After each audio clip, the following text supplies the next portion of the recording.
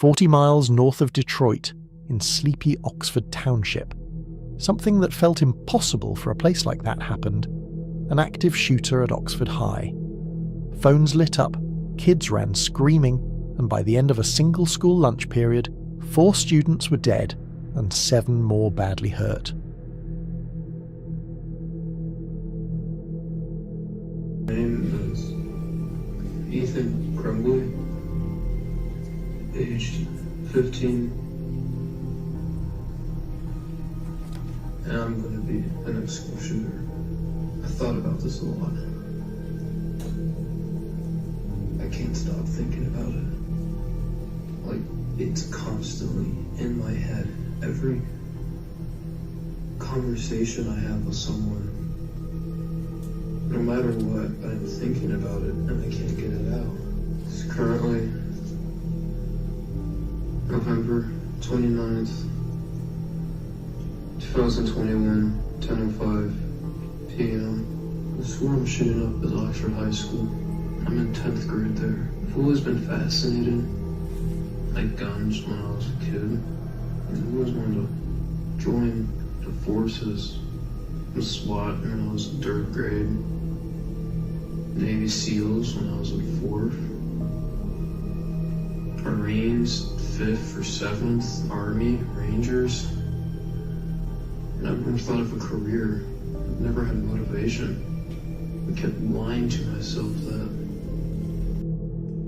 The town that hosts scarecrow contests and weekend football games found itself on every news feed, and the person who did it was a 15-year-old sophomore named Ethan Crumbly. Ethan Crumbly was described as quiet, reclusive, and increasingly strange. He moved a lot as a kid. Born in Florida, lived in Washington, then settled in Oxford, and never seemed to anchor with friends. Parents James and Jennifer worked and drank. Neighbours said Ethan was often left to fend for himself, sometimes overnight without a phone. He loved violent movies and first-person shooter games from a young age, kept to himself, and generated a pattern of worrying behaviour. Isolation, declining grades, dark texts to a close friend, and disturbing drawings. Those details set the scene. A lonely, deeply unhappy teenager with clear warning signs and parents who didn't intervene. The immediate lead-up was painfully clear. In late November 2021, teachers discovered Ethan's notebook drawings. A gun aimed at words like, "The thoughts won't stop," scribbles of blood everywhere, and the crossed-out phrase, "Help me."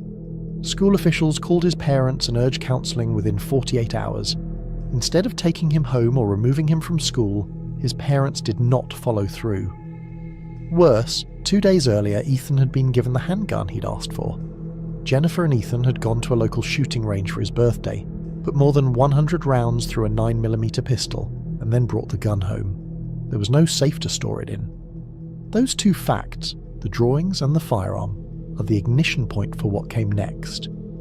Pieces of Ethan's life pointed to escalating danger, and some details that seemed like attention-seeking only in hindsight were ominous clues.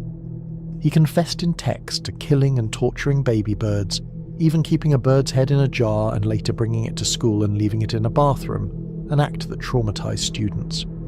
He told a friend increasingly violent fantasies and wrote journal pages with checklists for the day of the attack. He texted his mother about the house being haunted, complaining the strange events happened only when he was alone, which could be seen as cries for attention.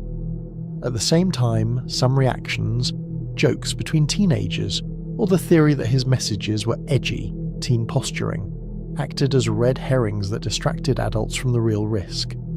Suspense builds because Ethan wasn't impulsive in the moment, he planned. Police found a 22-page journal in his abandoned backpack with a checklist for the shooting day, notes about surrendering to police, and passages like, "I wonder what life in prison will be like." He recorded a voice memo the night before, saying he couldn't stop thinking about shooting the school and outlining how he intended to walk into the hallway and fire. The bell rings to end 5th hour. Tomorrow, October 30th, November 30th, 2021, going to walk to the dividend between the boys and the girls' bathroom. have my bike jacket on, and I will walk behind someone, and I will shoot a bullet in their skull, and as my first victim. I'm going to open fire on everyone in that hallway. The hallways are too jam-packed. I will try and hit as many people as I can. I will reload, and I will find people hiding. I'm going to teach them a lesson. I understand that I'm going to prison for this. Michigan doesn't have a death penalty. I don't want to die. As funny as it may seem, I don't want to kill other people. I do not want to die. I realize how valuable life is. And I realized I broke the code of what's happening. I broke the code. I realized what is actually happening. And these people, they don't have the capabilities of understanding it. I'm someone to teach the entire nation and the world of what's happening and how we're on the brink of downfall. School officials had been warned, his parents had been contacted, and yet the gun was at home and then on his person the day of. On November 30th, 2021, around lunchtime, surveillance captured Ethan walking into a bathroom with a backpack. 1 minute later, he walked out armed and began firing down the hallway. The real gutting twist to this whole story isn't a plot reveal so much as the realization that multiple adult systems failed at once. Teachers raised alarms. The school demanded counselling, or CPS would be called if the parents didn't act. Neighbours were aware the boy was often unattended, and yet the parents brushed it off and bought him the gun he asked for. The twist reframes the crime from a lone actor tragedy into a preventable catastrophe driven by parental neglect, missed interventions, and willful inaction. That truth shaped the criminal cases that followed, not only Ethan's, but his parents' legal exposure for manslaughter. The shooting itself unfolded in roughly 5 minutes. Ethan moved through halls and bathrooms, firing at students and through doors. Staff and students activated Alice drills: alert, lockdown, inform, counter, evacuate, which saved many lives but not all. 4 students were killed: Madison Baldwin, 17, Tate Meyer, 16, Hannah, often listed as Hannah or Juliana depending on reports, and Justin Schilling, 17, who later died at a hospital. 7 more were injured. Officers arrived quickly. After a short pursuit through the school, Ethan surrendered.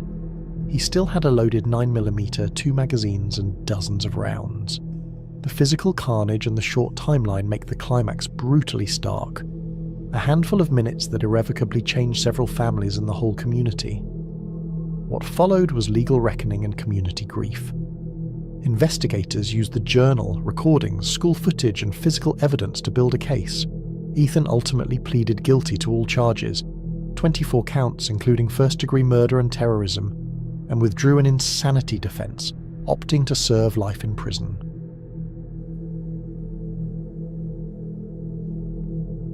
Thank you. You may proceed. I'd like to thank you for letting me speak, Your Honor. We are all here because of me today. What I did. My actions were because of what I chose to do. I could not stop myself, but I am the one who led to why we are here today. I do not diminish any ability to anyone who could have stopped me, of anyone of a school or parents. They did not know, and I did not tell them what I planned to do, so they are not at fault. Public outrage extended to his parents. They faced involuntary manslaughter charges for negligently providing access to the gun and ignoring warning signs. Jennifer and James Crumbley briefly fled, were captured, and later pleaded not guilty. Their legal battles and appeals continued amid widespread condemnation. The sentencing occurred on April 9th, 2024. James Crumbley and Jennifer Crumbley were each sentenced to 10 to 15 years in prison, with eligibility for parole after 10 years. The families of the victims, students remembered for courage, kindness, humour and selflessness, became the centre of memorials, testimony, and a renewed discussion about how schools, communities and parents should respond to clear danger signs.